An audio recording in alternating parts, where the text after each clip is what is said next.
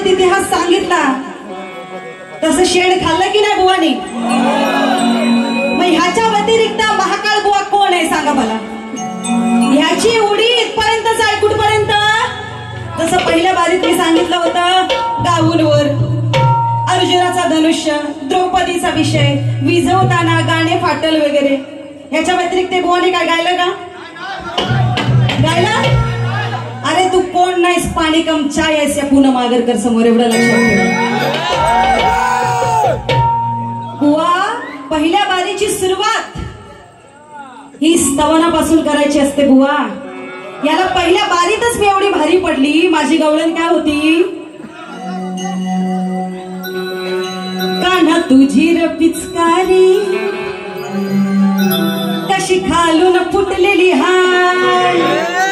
आता माझ्या एका गवळणीवर बुवा एवढा तापला आणि ज्याने चिठ्ठी पाठवली त्याला धमकी देतोय, तू कोण आहे, तो कोण आहे, तो कोण आहे. अरे तो तुझे बरोबर मारून गेला, लक्षात ठेव. आणि वैभव नावाचा कोणतरी सबस्क्रायबर आहे, त्याने पण ह्याची उचलून मारलेली आहे बरोबर, मस्त पैकी. हा लय भारी काम केलंस दादा तू, माझं सॅल्यूट आहे तुला. आणि एवढी तुला लाज वाटते ना, एवढी शरम वाटते ना बुवा? हा घाबरला की नाही? ए बुवा निघाला का धुवा तुझा खालून? हा गेली का हवा तुझी? हा अरे ह्याच्यामुळेच पूनम आगरकरला सगळे घाबरतात, लक्षात ठेव.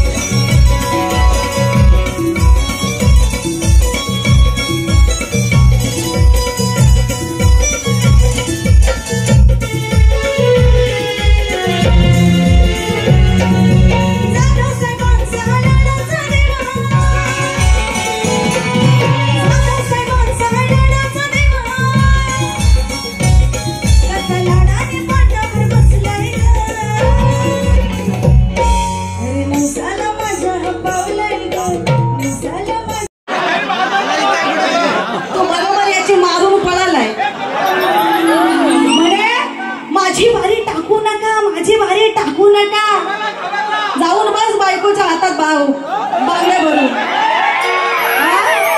त्या बांगड्या भर बायकांच्या हातात असतात त्या.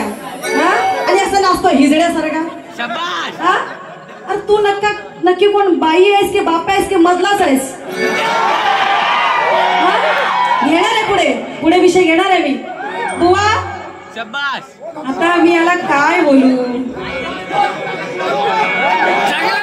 मी गवळण गायली होती, ती अहिर भैरव रागामधली होती. तेव्हा मी शक्तिधुऱ्याची डबलबारीची गायिका एक नंबर खारगाव मसळ्याची पूनम आगरकर. बुवा तुला स्वर ज्ञान नाहीये, राग ज्ञान पण नाहीये, त्यामुळे ते हेच बोलणार. शक्तिधुऱ्याची डबलबारीची हे जुनं गाणं आहे, मी सांगितलं, पण त्या गाण्याचा राग तो होता म्हणून मी गायलं. थोडंसं गायलं आणि संपवलं की नाही? बुवा तुला चांगल्या गुरुकडे जाऊन शिकायची गरज आहे. हे नुसतं फालतू गाऊन इथे काय होत नसतं.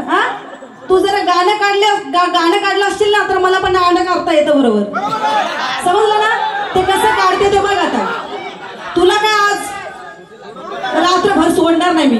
आणि माझ्यावरती रसिक जनांच्या